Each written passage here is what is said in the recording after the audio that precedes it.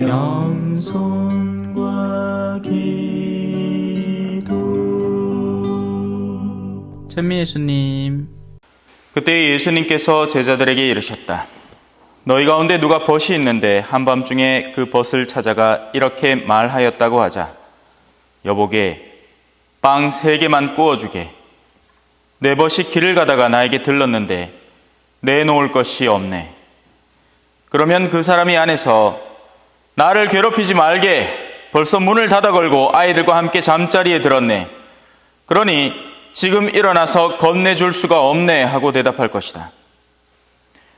내가 너에게 말한다. 그 사람이 벗이라는 이유 때문에 일어나서 빵을 주지는 않는다 하더라도 그가 줄곧 졸라대면 마침내 일어나서 그에게 필요한 만큼 다 줄 것이다. 내가 너에게 말한다. 청하여라. 너희에게 주실 것이다. 찾아라. 너희가 얻을 것이다. 문을 두드려라. 너희에게 열릴 것이다. 누구든지 청하는 이는 받고 찾는 이는 얻고 문을 두드리는 이에게는 열릴 것이다. 너희 가운데 어느 아버지가 아들이 생선을 청하는데 생선 대신에 뱀을 주겠느냐? 달걀을 청하는데 정갈을 주겠느냐? 너희가 악해도 자녀들에게는 좋은 것을 줄 알거든. 하늘에 계신 아버지께서야 당신께 청하는 이들에게 성령을 얼마나 더 잘 주시겠느냐. 주님의 말씀입니다.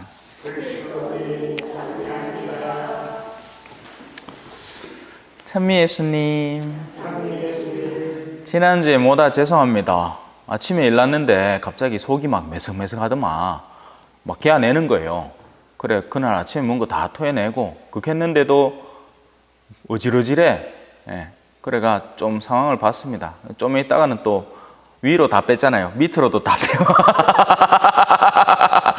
예, 그래가 얼른 전화해가 취소하고 죄송합니다. 자, 오늘 독사 복음을 봅시다.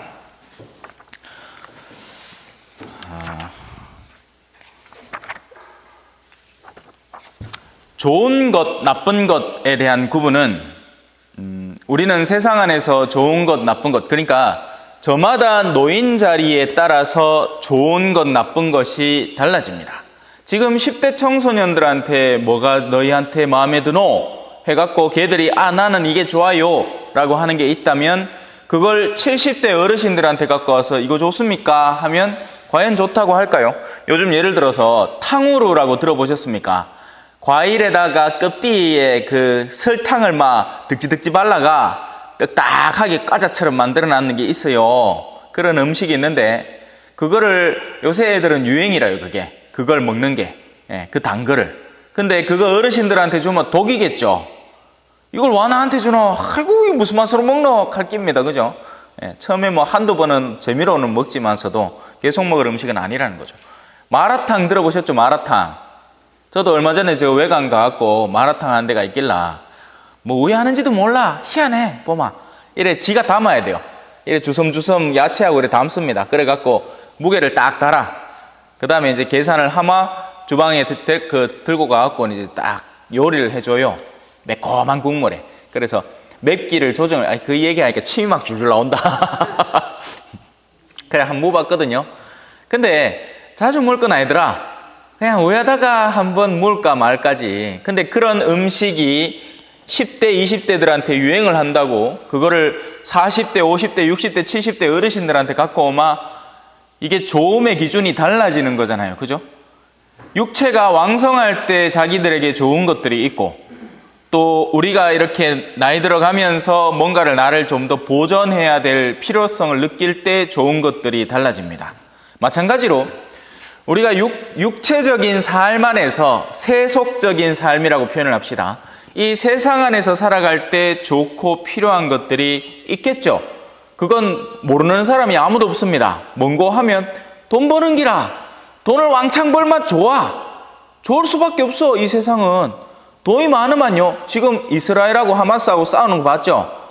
하마스는 가는 깨째째한 아들이라 의보마.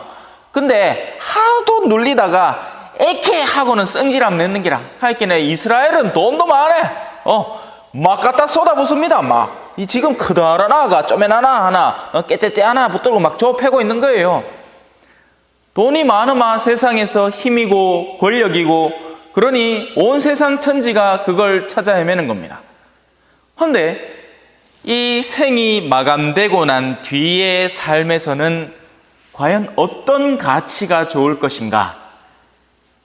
바로 우리는 그걸 고민하기 때문에 신앙생활을 하는 것이고, 그것 때문에 이 미사에도 나오는 거예요. 거기에 대한 지혜를 조금만 얻어봅시다. 자, 뭐라 하는지 한번 봅시다. 오늘 일독서에 너희가 나에게 무엄한 말을 했다. 아니, 우리가 무슨 무엄한 말을 했습니까? 너희는 이렇게 얘기했다. 하느님을 섬기는 것은 헛된 일이다. 과연 우리가 이 말 대사 그대로 할까요? 아니죠.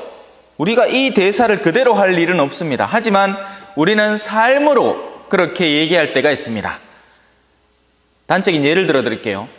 자식이 어디 대도시에 일하러 갔어. 이제 살림을 따로 차렸어. 그래갖고는 궁금해. 성당은 댕기나 하는데, 엄마, 지금 성당 다닐 때가 아니다. 바빠 죽겠다. 직장만 갔다 오면 피곤해 뻗어 잔다. 그런데 뭔 놈 성당이고? 맞지? 그래. 신앙은 낸자 챙기고, 그래. 그 사는 것부터 먼저 챙기라. 하느님을 섬기는 것은 헛된 일이다. 네 입에 밥 집어넣는 것부터 먼저 챙기라. 만다 하느님 섬기노? 네 바빠 죽겠는데 네 몸 보존하는 게 우선이다. 옛날에는 야, 밥을 안 먹어도 성당 가! 이놈 시기가! 하고는 막 가르쳤어요. 그런데 지금은 아이고야, 네 밥도 자꾸 성당 보내. 나 밥 안 먹어. 하면 알았다. 오늘 성당 가지 마. 밥 먹어. 이 칼파입니다. 손주가 하면 웃자겠어요. 그죠? 그 이쁜 아가. 손주도 뭐 짜들어 많지도 않았는데 자석 서이 있는데 둘이는 결혼도 안 하지. 하나 겨우 손자 하나 낳았는 게 이뻐 죽어. 그래갖고 막 돈으로 떡칠을 합니다. 뭐 내한테 내가 돈 쓸 일이 있나, 그죠? 그러니까 손주 니 뭐 갖고 싶노? 뭐 먹고 싶노? 막 갖다 사줘. 예. 그래 아가 질이 잘못 들어갖고는 지가 공주고 지가 왕자인 줄 알아. 근데 하다가 학교가 뭐 다 공주고 다 왕자거든. 그래 스트레스가 보통 쌓이는 게 아니라요. 그렇게 학교에서는 또 고분고분하게 말 잘 듣는 척 하다가 집에 오면 또 미치듯이 성질 내는 기라. 예. 만군의 주님의 명령을 지킨다고 그분 앞에서 슬프게 걷는다고 무슨 이득이 있느냐? 이게 잘못된 생각이라는 거죠. 아니라는 겁니다. 그래서 그들에게 심판이 선고됩니다. 그리고는 마지막에 이렇게 얘기해요. 훗날 그들은 나의 몫이 되는 사람들이 있을 것이다. 그러면 그 사람들은 너희는 다시 의인과 악인을 올바로 가려낼 것이다. 그 말은 지금의 이 세상 안에서는요, 의인과 악인이 뒤섞여 있어요. 그래서 사람들은 악인을 두고 아이고 저 사람 성당 억시 열심하다, 저 사람은 의인인갑다 하고 앉았고, 정작 의인을 보고는 저런 사람이 있노, 기분 나쁘고로 와 저런 소리 우리한테 하노 하고는 악인으로 취급하는 경우가 많습니다. 이게 나중에는 가치관들이 완전히 뒤바뀔 거예요. 하느님을 섬기는 이와 섬기지 않는 이를 가릴 수 있을 것이다. 그저 뭐 기도하는 흉내만 낸다고 해갖고 성당에서 소위 말하는 성당 스펙, 꾸르실료를 갔다 왔니 안 왔니, 에미를 갔다 왔니 안 왔니, 뭐 레지오를 몇 차 하고 있니, 1000차를 넘어갔니 안 났니, 이런 것들은 그 타이틀이죠. 타이틀. 내가 석사학위를 땄니, 박사학위를 땄니, 대학을 이대 나왔니, 연대 나왔니, 고대 나왔니, 서울대 나왔니, 이런 얘기하고 똑같은 겁니다. 신앙 안에서. 이런 것들로 지금 우리는 흔히 신앙의 열성을 따지고 들고 있다고요. 아니란 말입니다. 이런 게. 만약에 내가 태어나면서부터 다리를 좀 절어. 그러니까 어디를 여행하기가 쉽지 않아요. 휠체어를 타고 다녀야 돼. 근데 그 사람이 성지순례 110안곳을 어떻게 다닙니까? 그러면 그 사람은 평생 성지순례 다 완료 못 해갖고 성지순례 한 번도 제대로 못 가본 나쁜 사람 되는 겁니까? 아니에요. 그렇지 않습니다. 절대로 그렇지 않아요. 그런 것이 전혀 상관이 없다는 겁니다. 내면에 존재하는 올바름과 그릇됨의 영역을 올바로 식별해야 한다는 거죠. 거기에서 우리는 오늘 이제 복음을 살펴볼 수 있습니다. 복음이 말하는 게 뭐죠? 간단해요. 끈질겨라 이 말입니다. 끈질겨라. 왜? 우리가 신앙 안에서 하느님으로부터 의로움을 얻기 때문에 하느님에게 끈질길 수 있는 사람은 절대로 길을 엇나가는 법이 없다는 가르침을 주는 겁니다. 그리고 최종적으로 우리가 자녀들에게 좋은 것을 줄 알죠. 우리는 좋은 게 뭔지 알아요. 그죠? 썩은 과일 있고 새 과일이 있으마 둘 중에 좋은 거 골라가세요. 가마 이거 안 가갑니다. 새 과일 들고 가지. 좋은 게 뭔지 알아요. 근데 그럼 하느님의 입장에서 당신이 우리에게 주시려는 정말 좋은 것은 과연 무엇인가? 라는 게 의문이 되겠죠. 지금 내가 일을 하는데 지금 1,000만 원이 부족해. 1,000만 원가 코에나 붙이겠나? 한 10억 합시다. 10억이 부족해. 그러면 하느님한테 청합니다. 하느님 10억 주이소. 그러면 하느님이 10억을 줄까요? 그 청하는 자녀에게 얘야 너에게 진실로 필요한 것을 내가 주마 할까요? 후자겠죠. 근데 그 진실로 필요한 것이 만약에 그 사람이 10억을 받아서 사업을 다시 성공시켜서 다시 거만함에 빠져들고 교만에 사로잡혀서 다른 사람을 아나무인으로 보게 되는 그런 영적 과정이라면 그 10억 주겠습니까? 하느님이? 절대로 안 줍니다. 오히려 그가 그래도 하느님께 꾸준히 청하고 있기 때문에 얘야 네가 나를 끊임없이 기억하는 걸 보니 너에게는 아직 갱생 가능성이 있구나. 그러니 내가 너에게 성령을 주마. 하지만 이 성령이 너에게 다가오기 위해서 너에게 선행되어야 되는 과제가 있다. 그건 네가 지금 그렇게 매달리고 성공시키려고 애쓰는 직무 자체에서 너 스스로가 해방되는 것이 우선이다.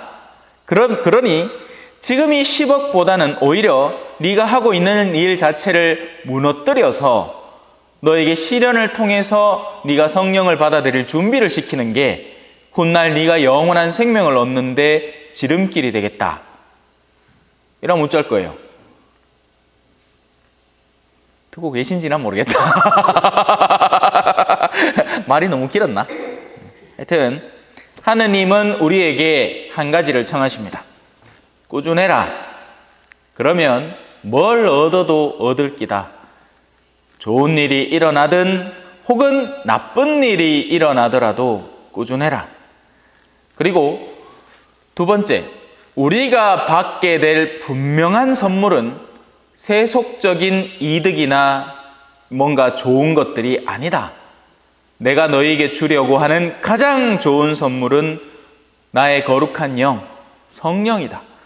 그 성령을 너희가 받고 나면 지혜의 눈이 열려서 정말 무엇이 좋은 것인지, 어디에 하느님의 진리가 속해 있는지 그걸 식별할 수 있게 되고 그리고 감사하고 기뻐하며 살 수 있게 될 것이다. 이제 주무셔도 됩니다. 아멘. 찬미 예수님, 겸손과 기도.